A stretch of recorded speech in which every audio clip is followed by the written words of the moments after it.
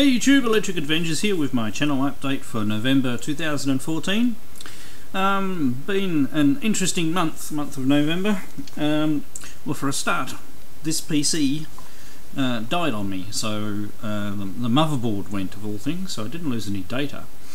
But I had to bite the bullet. I fix PCs in my spare time for a few people, so I had a fair bit of PC bits and pieces, and actually there's a PC graveyard over there, and I thought I could make up another machine.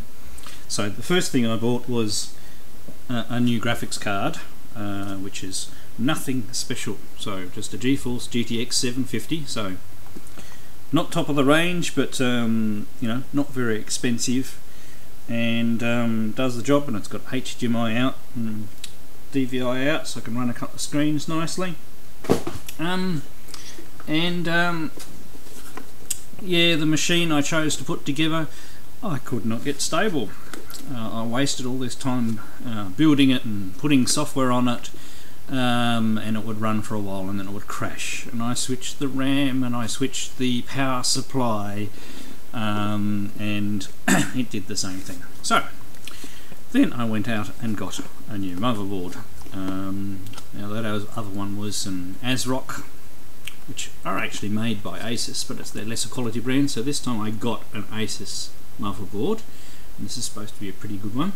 It does actually have onboard video, but I mean, like for rendering videos and things like that. I don't really play games on this PC, except when I'm recording MAME stuff for the YouTubers High Score Challenge. I can use this PC now. So it didn't need to be anything too special, and the most expensive, and the RAM wasn't very much, and I got 16 gigs of that, and I got a processor. The processor was actually the most expensive thing. And then I had to build this machine, and then I had to put all my gear on it. I've had incredible problems getting this it's a Microsoft HD LifeCam, getting the audio working like it was on the other machine. Like as I'm recording this, I hope this is coming out okay. It just doesn't sound the same as it did when I used to record using this, so we'll have to wait and see, and yeah, take it one thing at a time.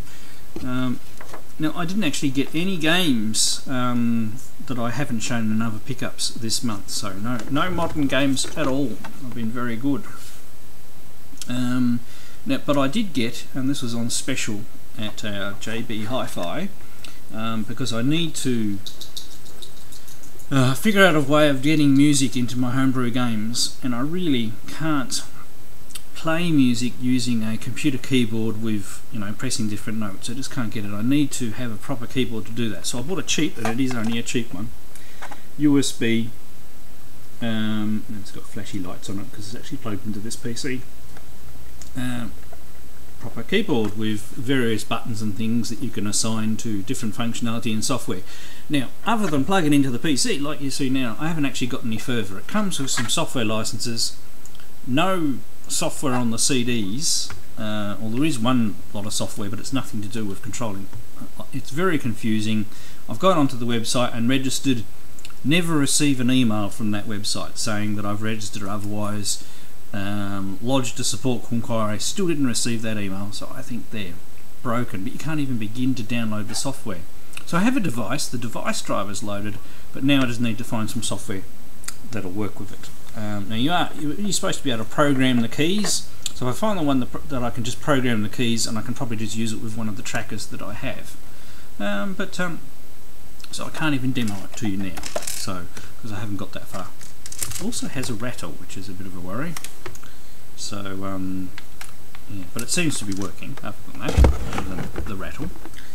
Right, now as far as other things that I picked up, this is actually from last month, because I had it out to show and I forgot to show it.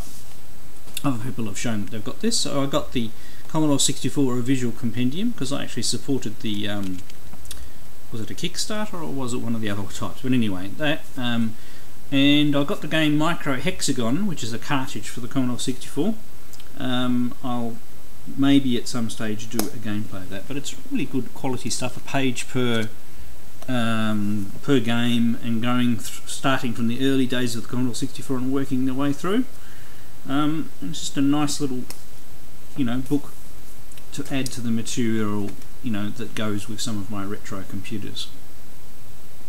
Now, I often like to answer a question in one of these. There were a couple of questions floating around.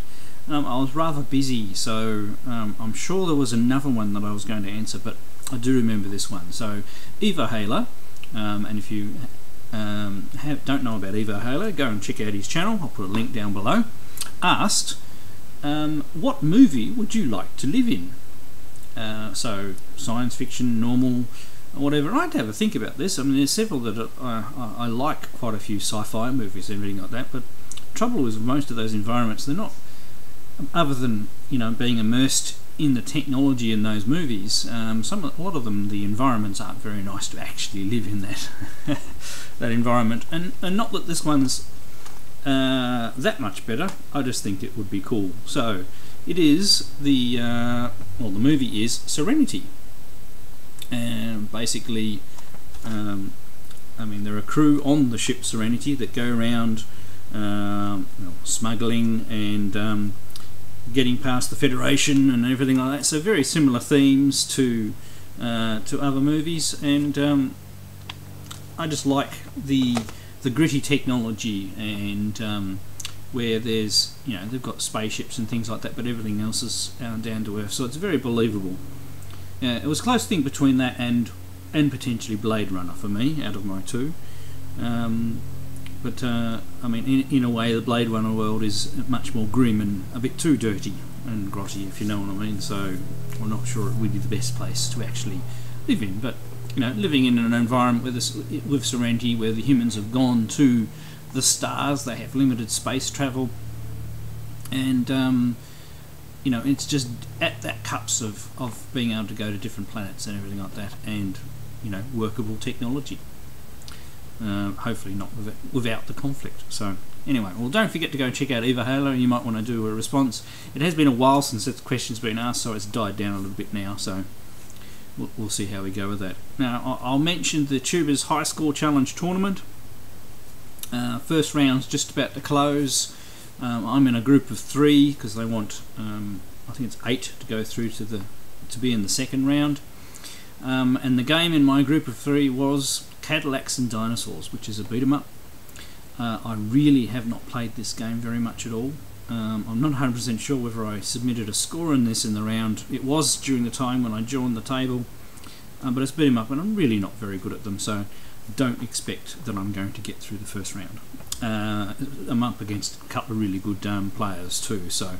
But it'll be an interesting tournament to watch. I'll leave links down below to the Facebook page for you to go check out how the tournament goes. They do weekly recaps, yeah, it's a lot of fun. I like doing score attacks when I play a game, so it's a good challenge.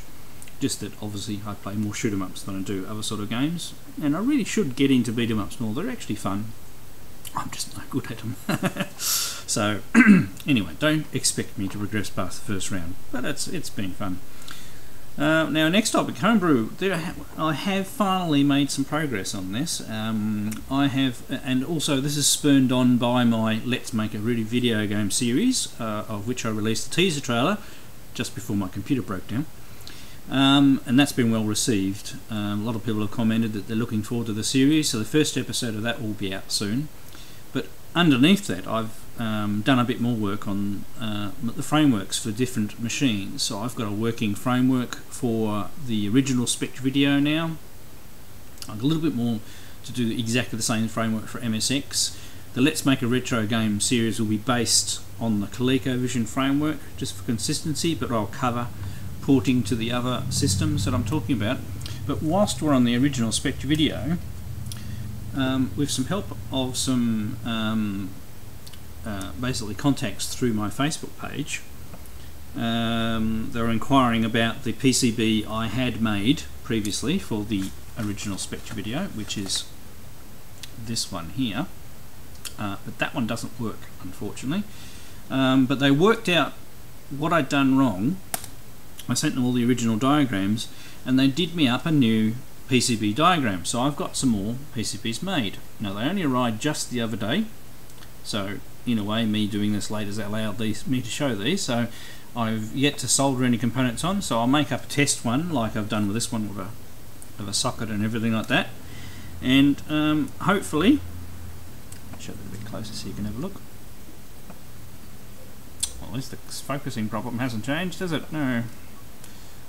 There's the back, not as exciting as the front. So obviously the mounting holes aren't exactly in the right spot, but I can fix those. And I'll make that up. Hopefully that will work, and I'll be able to publish my games again, because the Spectravideo was the first machine that I brought my games out for back in the day.